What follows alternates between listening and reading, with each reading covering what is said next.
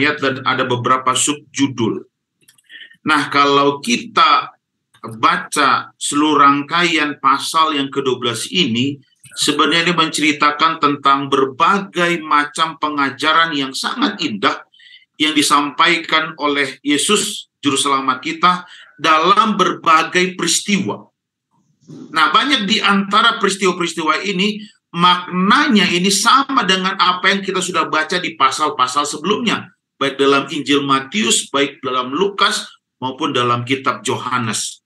Nah, ini dalam makna pengajaran ini sering disampaikan di dalam beberapa kesempatan. Kenapa? Karena Yesus ini mau menyampaikan ajaran-ajaran yang sama dan menekankan tentang kewajiban-kewajiban yang sama yang ditekankan secara berulang-ulang ke beberapa orang. Ya.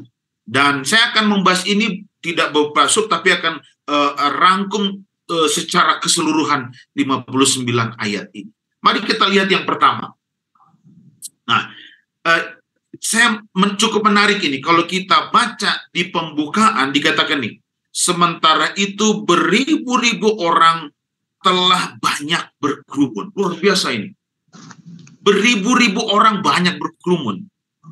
Nah, kalau kita melihat di dalam pasal ini, ya, kalau kita lihat para ahli-ahli Taurat maupun orang-orang Farisi berusaha untuk menuduh Yesus ini berbuat jahat kepadanya. Tapi perhatikan, ada orang banyak di sana tidak terpengaruh oleh prasangka dan kedengkian orang-orang Farisi dan orang Saduki ini. Justru orang-orang ini tetap mengagumi Yesus, bahkan mengikuti Yesus dan menghormati Yesus. Sementara itu, coba kita lihat ya, ketika ini perbincangannya ketika Yesus ini berada di rumah orang Farisi yang sedang berdebat. Bahkan orang Farisi ini berusaha untuk menjebak Yesus. Tapi perhatikan, orang banyak datang berkumpul, mereka rindu untuk mendengarkan khotbahnya. Ya. Dan ini berlangsung mungkin pada petang hari, siang hari, bahkan sesudah makan malam. Ya. Mereka rindu mendengarkan Yesus berbicara. Meskipun kalau kita perhatikan, pasal sebelumnya, di Lukas pasal yang 11, Yesus bahkan menegur mereka. Yesus katakan mereka adalah angkatan orang-orang yang jahat, yang hanya mencari mujizat. Namun mereka datang kembali untuk mendengarkan Yesus berbicara, ya. Bahkan mereka ini jauh lebih bisa menerima teguran Yesus daripada orang-orang Farisi dan orang-orang Saduki pada saat itu. Coba perhatikan, semakin keras orang-orang Farisi ini untuk menjauhkan orang banyak dari Kristus, justru semakin banyak orang yang datang berkumpul mendengarkan Yesus berbicara. Di awal ini kita lihat beribu-ribu orang banyak berkumpul, bahkan mereka sambil desak-desakan maju ke depan untuk mendengarkan Tuhan berbicara, mendengarkan firman. Tanpa mereka peduli dengan keadaan sekitar. Mungkin mereka nggak nyaman. Tapi mereka tidak mau kehilangan kesempatan yang begitu berharga ketika Tuhan berbicara. Nah, menarik ini. Saya mau katakan ini, Bapak Ibu Saudara sekalian. Ada beribu-ribu orang yang datang mendengarkan Tuhan berbicara. Tapi saya mau katakan, dari beribu-ribu orang yang datang mendengarkan firman Tuhan, saya mau katakan ada 4 golongan.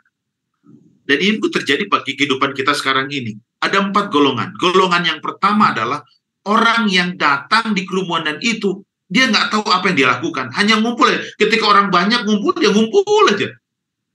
Coba perhatikan di orang di Indonesia seperti itu kan. Ketika orang banyak ngumpul, datang aja di ngumpul. Walaupun nggak terjadi apa-apa, yang penting ngumpul. Walaupun dia nggak tahu apa yang terjadi di situ. Yang kedua adalah golongan orang-orang yang mencari keuntungan. Coba perhatikan, setiap orang berkumpulan-kumpulan, ada aja orang-orang yang jualan di situ, cari keuntungan. Ya, coba perhatikan di kumpulan orang Indonesia kan begitu kan.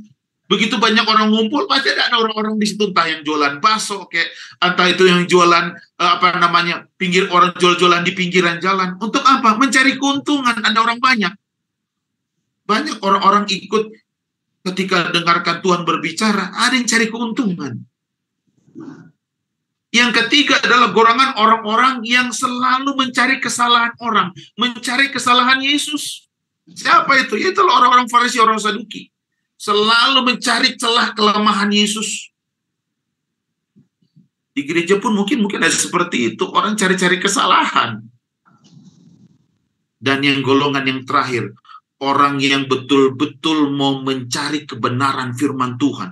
Dia rindu Tuhan berbicara, mendengarkan Tuhan berbicara, supaya mereka rindu ada perubahan dalam kehidupan mereka. Kalau saya mau tanya, di golongan mana kita? Apakah orang-orang yang nggak tahu, yang penting nimbrung? Orang-orang mencari keuntungan? Ya, hanya mencari-cari mujizat? Yang ketiga, orang-orang mencari kesalahan? Atau yang keempat, golongan orang-orang yang mendengarkan kebenaran itu. Jadi mereka rindu kebenaran itu dapat merubah kehidupan. Merubah kehidupan kita. Kita di golongan mana? Nah, sekarang saya lanjut. Perhatikan. Ada perintah-perintah yang diberitakan kepada pengikutnya. Dan perintah itu dimulai supaya mereka waspada terhadap kemunafikan. Dan hal ini dikatakannya pertama-tama kepada murid-muridnya. Ya, makanya pengajaran khusus kepada murid-muridnya. Apakah itu kepada 12 murid Yesus atau ke 70 murid kalau kita baca pasal sebelumnya.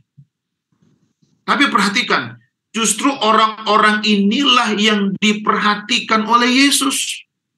Diperhatikan Yesus secara khusus, yang merupakan keluarganya, yang merupakan kelompoknya. Dan oleh karena itu secara khusus juga Yesus memperingatkan mereka, nih orang-orangnya yang dikasihinya. Kenapa? Karena mereka lah yang lebih banyak diterjun untuk memenangkan banyak jiwa. Dan dari mulut mereka lah ada pengakuan iman. Oleh sebab itulah mereka lebih banyak diperhadapkan dengan dosa kemunafikan. Kenapa? Mereka harus mengajar orang lain. Jadi seandainya murid-murid Yesus ini berdusta, memutarbalikkan kata-kata, bahkan mereka menipu, maka kemunafikan dalam diri mereka ini jauh lebih buruk daripada diri orang lain. Mereka inilah juru-juru kabar Tuhan. Mereka lah menyatakan kebenaran Tuhan, menyatakan dengan benar. Bayangkan, mereka inilah sebagai juru kabar Tuhan. Kalau mereka mengatakan hal yang benar, tapi dalam kehidupan mereka tidak benar, maka mereka ini munafik. Itu sebabnya Yesus tujukan pertama-tama kepada murid-muridnya secara khusus. Karena mereka ini adalah pion-pion yang orang lihat ke dalam kehidupan mereka. Memang sepanjang pengetahuan kita, murid-murid Yesus ini adalah orang-orang yang benar. Orang-orang yang terbaik di dunia pada waktu itu. Tapi mereka perlu diperingatkan agar mereka juga waspada terhadap kemunafikan. Dan Yesus ini mengatakan ini justru lebih terbuka dan didengar oleh orang banyak daripada secara pribadi-pribadi. Kenapa? Yesus ingin menunjukkan betapa pentingnya peringatan itu dan membiarkan semua dunia tahu bahwa Yesus tidak segan-segan menangani masalah kemunafikan, bahkan di dalam murid-muridnya sendiri. Bapak Ibu hati-hati. Kita lebih banyak baca firman Tuhan. Ya. Mungkin kita sering banyak nasihati orang. Tapi jangan kita munafik. Kenapa? Jangan kita lain di bibir, lain di hati. Lain di bibir, lain dalam tindakan kita. Kita mengajarkan orang supaya jangan berbuat dosa. Sementara kita yang mengajarkan masih tetap dalam dosa. Bukankah ini munafik? Dan Yesus sangat tegas menegur ini. Dan Yesus sampaikan kepada murid-muridnya, karena nanti murid-muridnya akan lebih banyak mengajar. Kita pun demikian, saudara. Kita lebih banyak dituntut karena kita lebih banyak tahu. Sesuai nggak perkataan kita dengan tindakan kita? Kalau tidak sesuai, berarti kita munafik. Saya pun tidak mau mengajarkan. Apa yang saya ajarkan, saya tidak amalkan. Karena kalau saya tidak amalkan, berarti saya sendiri munafik. Lihat, bagaimana Yesus sangat tegas. Dia tujukan ini kepada murid-muridnya. Apa yang engkau baca, apa yang engkau lihat, harus engkau amalkan. Harus engkau praktekkan. Karena kalau tidak, engkau tidak jauh beda dengan orang-orang Saduki. Karena selanjutnya gambaran tentang dosa yang diperingatkan yang tidak dilakukan oleh murid-muridnya itu berupa ragi orang Farisi. Kenapa dikatakan ragi orang Farisi? Jadi sebenarnya begini, ada ragi yang ditujukan yang hal untuk penginjilan. Ya, kalau kita baca di dalam kitab Matius pasal yang ke-13 ayat 33 dan Lukas pasal yang ke-13 ayat 20 sampai 21, ini kelanjutan ada hubungannya dengan perumpamaan tentang biji sesawi. Ini sama, ya. Perumpamaan ini terpendek memang, tapi ini sama sebenarnya, tidak jauh beda dengan ragi. Tapi ada bedanya, ragi yang dibawakan oleh seorang perempuan, yang diambil oleh seorang perempuan, dengan raginya orang Farisi dan Saduki ini beda. Tapi kita bertanya, apa itu ragi? Ragi itu apa? Nah, sama seperti zaman sekarang sebenarnya, dengan di zamannya Yesus. Ragi itu adalah bahan adonan yang dicampurkan ke dalam tepung terigu sehingga adonan tersebut itu nanti akan mengembang ketika dipanggang. Jadi roti kalau nggak mengembang itu nggak enak kalau dimakan, keras. Ya. Nah, sama dengan perumpamaan biji sesawi ini disamakan. Nah, biji sesawi. Perumpamaan ini menunjukkan bahwa firman Tuhan itu tidak mencolok. Ya, pekerjaan Tuhan yang dimulai dibentuk dengan yang mungkin dari saat yang kecil-kecil dulu, nggak kelihatan, ya, yang diperlukan oleh setiap manusia, tapi nanti dia akan bertumbuh dengan benar. Nah, ini dia, bertumbuh dengan benar. Artinya adalah bahan adonan itu tadi, ya, pengembang roti itu yang dicampurkan oleh perempuan di dalam kitab Matius tadi, ya. Ini ragi itu mengandung ini dia, lactobacillus atau kamir ragi. Ya, diaduk dalam sejumlah besar tepung yang mungkin sekitar 8,5 galon atau 38 liter. Ya. Nah, lactobacillus itu atau kamir itu dalam bahasa Asia atau ragi itu sebenarnya organisme hidup yang hidup di dalam adonan yang tumbuh dalam semalam sehingga waktu pada pagi adonannya itu terpengaruh jadi mengembang dia. Ini ragi yang diambil oleh perempuan. Tetapi yang dimaksudkan Yesus dalam pasal ini ragi orang Farisi. Kenapa? Kenapa disebutkan ragi orang Farisi dan Saduki? Karena orang Farisi, orang Saduki ini mereka adalah pemimpin agama Yahudi pada waktu itu. Dan oleh karena itu Yesus dianggap mereka ini membebani orang-orang Israel dengan hukum-hukumnya yang mereka sendiri mereka nggak taati. Mereka menganggap bahwa diri mereka itu lebih suci daripada orang lain. Dan Yesus ini menuduh mereka jangan seperti mereka. Mereka hidup dalam keagamaan dengan jubahnya yang hebat, tapi ditutupi, diselubungi oleh sifat yang tidak benar dan tidak baik. Mereka menganggap diri mereka lebih benar dari orang lain, padahal dalam tindakan mereka justru tidak benar. Dan Yesus memperingatkan ini kepada murid-muridnya.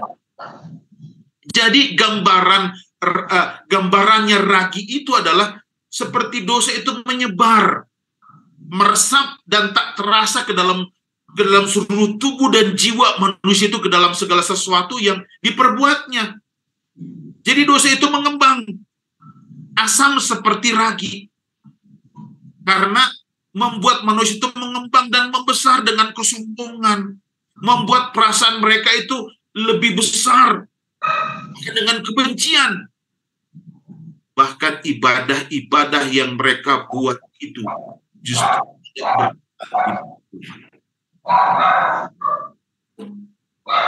ragi ini adalah ragi orang Farisi.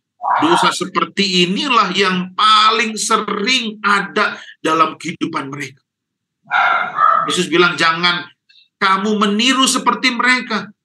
Jangan jiwanya seperti mereka. Janganlah kita bermuka dua dalam kekristenan kita, seperti yang mereka lakukan dalam agama Yahudi. Janganlah gunakan agama kita sebagai jubah untuk menutupi kejahatan-kejahatan seperti yang mereka lakukan. Ini yang Yesus maksudkan. Dan alasan yang baik untuk tidak melakukan dosa itu adalah, dikatakan begini, tidak ada sesuatu pun yang tertutup yang tidak akan dibuka.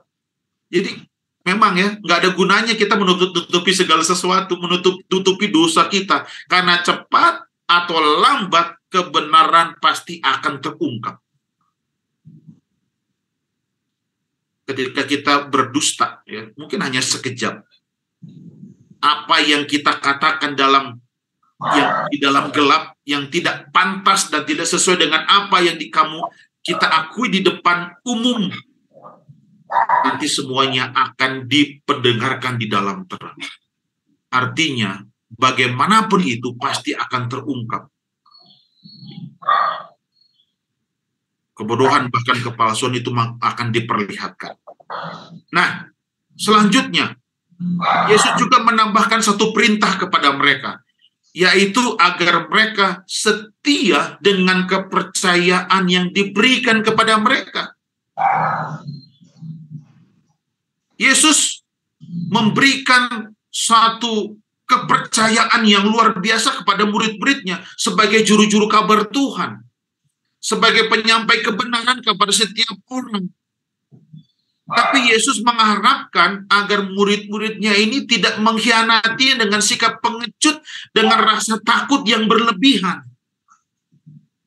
Nah, ada sebagian orang yang mengartikan ayat 2 dan ayat 3 ini sebagai peringatan kepada mereka supaya mereka tidak menyembunyikan hal-hal yang sudah diajarkan, yang diperintahkan kepada mereka untuk diberitakan kepada dunia. Karena ada orang yang takut, saudara. Ketika engkau menyampaikan pekabaran itu, entah orang itu mau mendengarkan atau berdiam diri, katakan kebenaran itu kepada mereka seutuhnya. Dan hanya kebenaran semata, enggak dilebih-lebihkan. Dan tidak mengambil keuntungan. Apa yang dikatakan kepada kita, yang sudah kita bicarakan sesama kita, baik secara pribadi, baik atau di tempat-tempat yang tersembunyi, sampaikanlah itu kepada orang banyak. Walaupun mungkin ada yang tersinggung. Sampaikan kebenaran itu.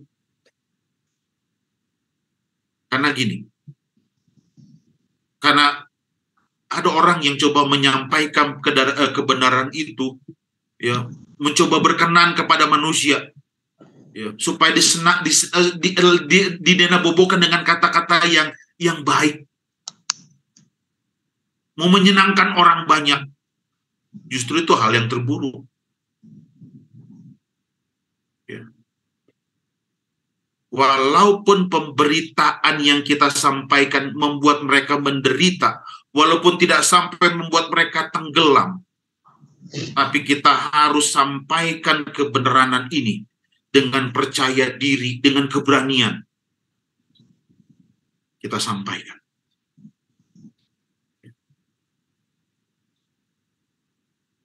Lalu, mari kita lihat selanjutnya. Kita harus pikirkan ini baik-baik. Kenapa? Kita harus sampaikan ini dengan kebenaran. Karena ini dia. Yesus katakan di ayat 4 apa? kekuatan yang dimiliki musuh-musuh itu terbatas. Kenapa? Yesus berkata kepadanya itu, hai sahabat-sahabat. Ini murid-murid Kristus adalah para sahabat-sahabatnya. Dan Yesus memanggil mereka, murid-murid itu sebagai sahabat, dan mereka memberikan nasihat yang sangat luar biasa.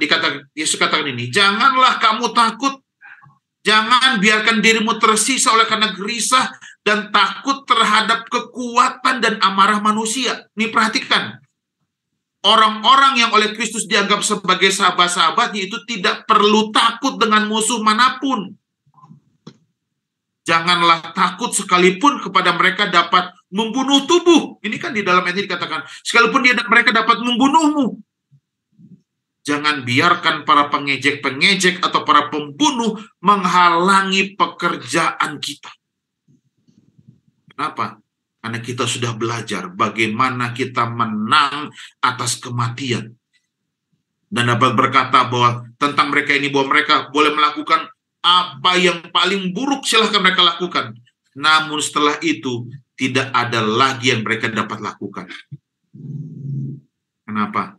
Karena jiwa yang kekal tetap hidup dan berbahagia, menikmati dirinya dan Allahnya, dan mengalahkan semua musuhnya dengan keberanian. Jadi kita jangan takut mati.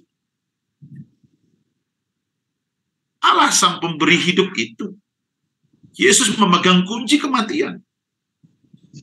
Kadang-kadang kita membatasi diri kita karena kita takut. Aduh, saya takut nanti ketika saya mengabarkan kebenaran ini, saya dibunuh. Ini Yesus tujukan kepada murid-muridnya. Saudara, ini agak keras ini Yesus sampaikan. Gak perlu takut, katanya. Sekalipun mereka dapat membunuh tubuh, jangan takut. Yesus katakan justru yang kamu harus takuti adalah orang yang paling berkuasa. Siapa yang paling berkuasa? Kalau ayat 5 dikatakan gini, Tuhan akan tunjukkan siapa yang paling harus kamu takuti. Artinya adalah supaya tidak takut kepada manusia, tetapi justru kita harus lebih takut kepada Tuhan, kepada Allah. Kita mengetahui kisah Musa, ya. Ketika Musa mengalahkan rasa takutnya terhadap Raja Firaun, dia mengarahkan pandangannya kepada Tuhan yang tidak kelihatan itu. Dengan kita mengakui Kristus, mungkin kita akan membangkitkan amarah manusia yang tidak dapat berbuat jauh lebih dalam, ya, membuat kita mungkin akan kehilangan nyawa kita. Tapi ingat, tanpa seizin Tuhan, mereka tidak dapat melakukannya. Tetapi ini Yesus bilang, akan tetapi dengan kita menyangkal Kristus, bahkan kita tidak mengakui Kristus, justru ini akan membangkitkan murka Tuhan. Tuhan yang lebih berkuasa justru akan melemparkan kita ke dalam apa? Ke dalam neraka. Dan kita tidak punya kuasa untuk menolaknya. Nah, perhatikan, dari dua hal yang jahat tadi, pilihlah yang kurang jahat dan takutilah yang lebih jahat. Ini istilahnya, ya. Seperti ada namanya seorang rohaniawan. Ada seorang martir, dia kata gini, seorang martir itu yang terkasih itu hidupnya lebih manis dan mati itu pahit. Tapi kehidupan kekal itu jauh lebih manis daripada kematian kekal itu jauh lebih pahit. Artinya kita lebih mementingkan kehidupan yang kekal itu jauh lebih indah daripada yang mati yang sekarang ini. Karena orang yang benar, orang yang setia kepada Tuhan, walaupun dia nanti mati ketika Tuhan datang akan dibangkitkan. Mereka akan menerima hidup yang kekal. Itu jauh lebih baik. Jadi jangan kita memiliki rasa takut. Nah, selanjutnya, kehidupan orang-orang Kristen dan hamba-hamba Tuhan itu akan lebih dalam pemeliharaan khusus Tuhan. Ini ayat yang ke-6. Yesus katakan begini, agar kita tetap teguh pada waktu mengalami kesulitan dan bahaya, kita harus kembali memiliki prinsip-prinsip hidup yang paling utama. Kenapa? Karena kita teguh percaya kepada pemeliharaan Tuhan, maka itu akan membuat kita lebih damai, lebih tenang ketika menghadapi bahaya. Ya. Karena penjagaan Tuhan, pemeliharaan Tuhan itulah akan mendamaikan kita ketika kita menjalankan tugas pelayanan kita. Karena kita percaya kepada pemeliharaan Tuhan. Ketika kita bekerja, walaupun kita melayani orang-orang yang mungkin membenci kita, jangan takut. Karena pemeliharaan Tuhan itu pasti tetap menjaga kita. Sang pemelihara itu juga tuh tetap memperhatikan kita. Jangan takut, kenapa? Ini katakannya, paling berharga, burung makhluk ciptaan Tuhan yang paling kecil, burung pipit ini, paling kecil nih kalau kita lihat. Tuhan perhatikan, yang paling kecil pun Tuhan perhatikan. Meskipun ya, burung-burung ini tidak begitu berharga, sambil dijual aja 5 ekor itu 2 duit. Tapi mereka ini justru tidak dilupakan Tuhan. Apalagi kita jauh lebih berharga daripada burung pipit. Kita tidak akan dilupakan. Kita akan dipelihara oleh Tuhan. Kenapa? Karena kita ini berharga. Jadi ketika kita bekerja melayani Tuhan, jangan takut karena kita dipelihara oleh Tuhan. Bahkan selanjutnya di ayat selanjutnya kita sering khawatir. Kita sering khawatir dengan hal-hal yang nanti ketika kita melayani Tuhan, kita mau makan apa? Gitu kan. Sering kita khawatir. Yesus bilang, kamu gak usah khawatir dalam kehidupanmu. Nah, kita tetap dijaga dan dilindungi Tuhan, bahkan dipelihara oleh Tuhan.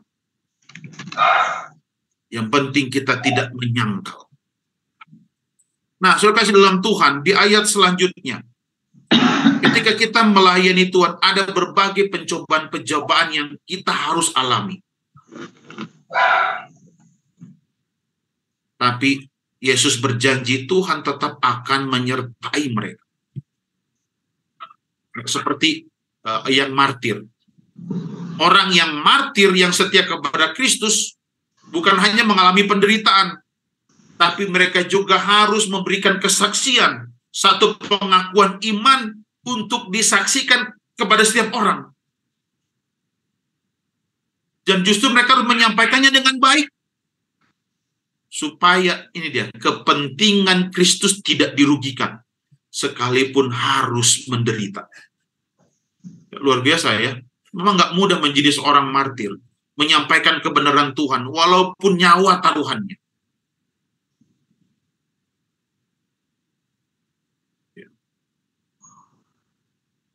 Lalu Yesus katakan lagi, ini menarik nih, untuk membela diri kita.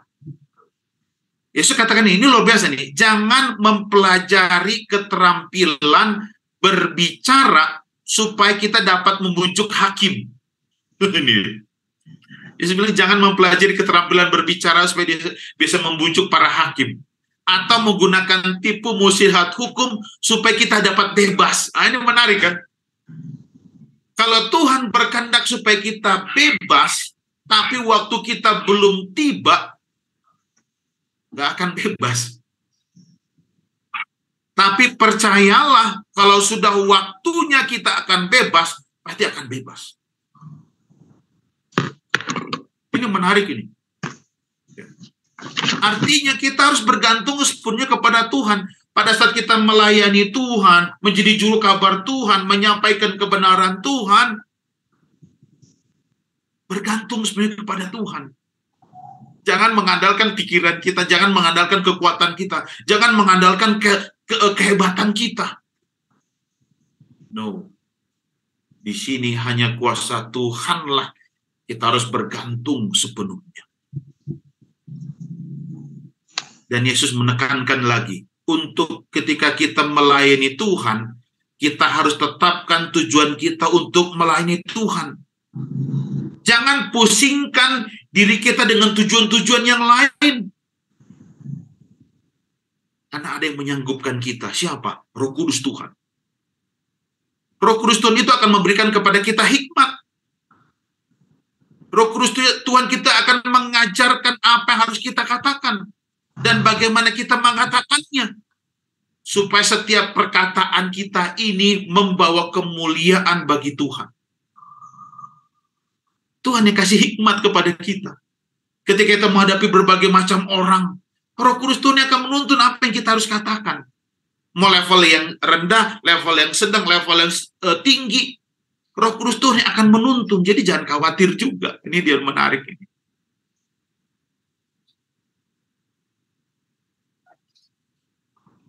Lalu di dalam pengajaran ini, dalam perikop kita ini juga, Yesus menekankan juga kepada umat-umatnya supaya kita pun katanya lebih tidak menyangkal Kristus. Ini dia. Kita tidak menyangkal Kristus.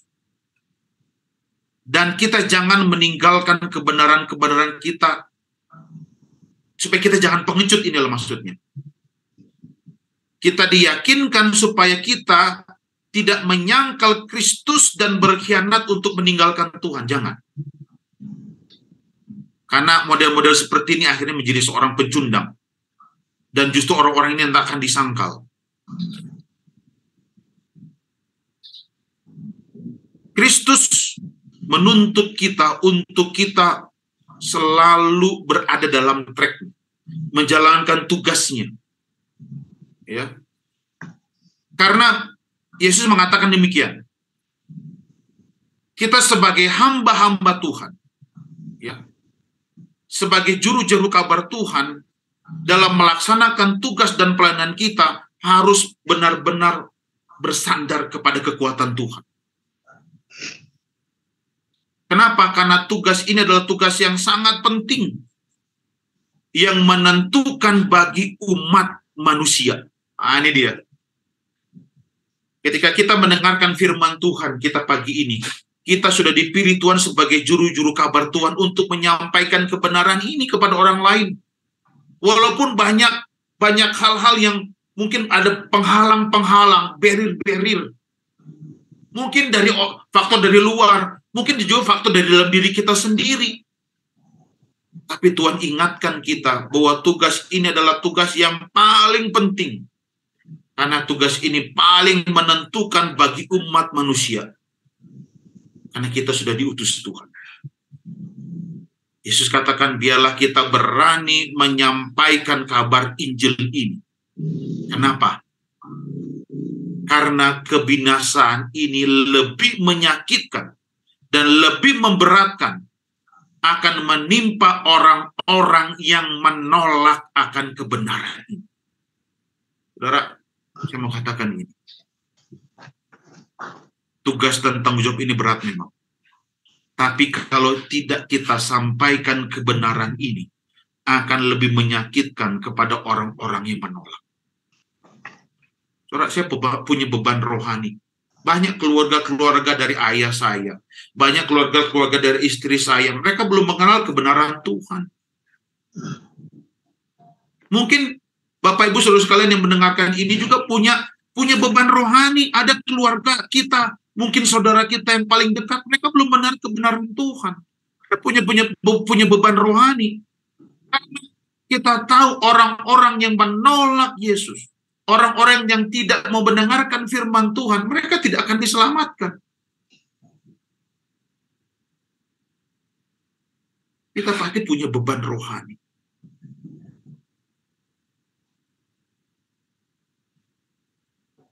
Yesus katakan lagi, pekerjaan-pekerjaan yang lebih besar lagi akan kita lakukan.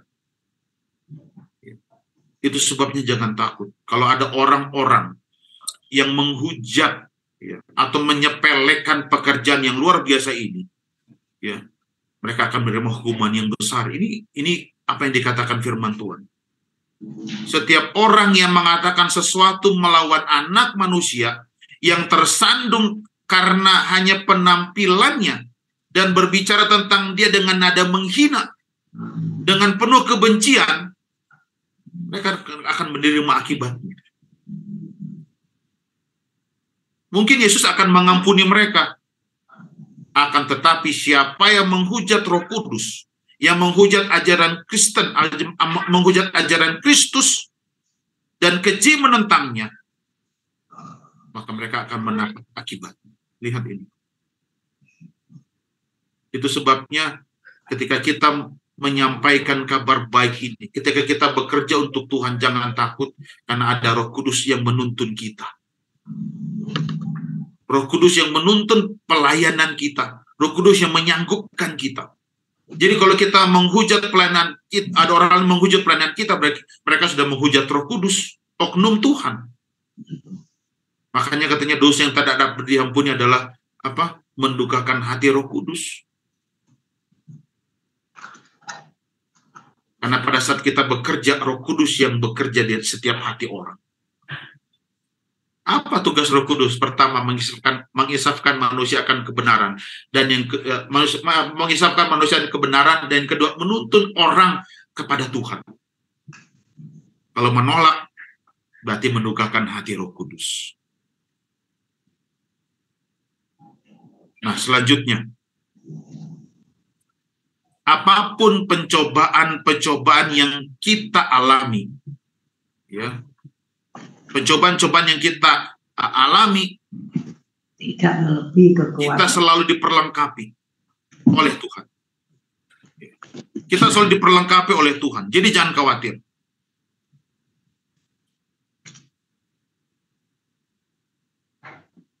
Dan dalam perikop yang terakhir, Yesus katakan begini, untuk menilai zaman. Kita lihat kan kalau datang di langit itu mendung, oh kita langsung katakan, oh ini udah mau hujan. Saya sudah katakan gitu ya. Oh ini akan datang hujan. Nah kalau cuaca semakin terang, oh ini panas. Kita selalu mengatakan itu kan. Kita dapat menilai, oh ini tanda-tandanya. Nah, Yesus juga mengatakan demikian. Ya. Semakin dekat tanda-tanda kedatangan Tuhan, kita harus mempersiapkan diri kita untuk menyampaikan kabar ini. Ingat bahwa di awal perikop ini Yesus tujukan kepada murid-muridnya. Pertama, dan selanjutnya kepada setiap orang yang mendengarkan. Yesus meminta kepada mereka menjadi juru kabar Tuhan untuk menyampaikan kabar baik ini kepada setiap orang. Dan melihat bahwa tanda-tandanya itu sudah semakin dekat. Dan lihat di sekitar orang. Di sekitar orang-orang itu seperti apa? Banyak, semakin dekat kedatangan Tuhan itu akan banyak orang-orang yang acuh tak acuh. Akan banyak juga orang-orang yang munafik. Lihat ini. Bahkan nanti akan semakin jelas orang-orang yang tidak mau mendengarkan Tuhan dan orang-orang yang mau mendengarkan Tuhan. Tanda-tanda kedatangan Tuhan akan semakin dekat. Dan kita bisa menilai dan memposisikan kita di mana kita berada. Dan sudah saatnya sekarang ini kita harus menjadi juru kabar Tuhan untuk menyampaikan kebenaran ini. Dan Tuhan memperlengkapi setiap umat agar kita mau menyampaikan. Walaupun banyak tantangan, walaupun banyak rintangan, jangan khawatir. Jangan khawatir juga akan segala kebutuhan kita, Tuhan akan penuhi. Asalkan kita mau menjadi juru kabar Tuhan. Saudara, ini menjadi tantangan buat kita yang mendengarkan. Maukah kita menjadi juru kabar Tuhan? Menyampaikan kebenaran itu dengan terang benderang. Tidak dikurangi, tidak dilebihkan. Tapi sampaikan kebenaran itu supaya orang mau berbalik dan bertobat kepada Tuhan. Ada mungkin punya beban rohani kepada keluarga kita. Mungkin saudara kandung kita yang belum mengenal kebenaran Tuhan. Kita harus sampaikan ini. Dan jangan takut. Tuhan yang akan menuntun. Semoga pelajaran kita pagi ini, perikop kita ini, kita dapat mengerti. Kita sebagai umat-umat Tuhan, harus siap sedia menjadi juru kabar Tuhan walaupun banyak tantangan dan rintangan. Saya kembali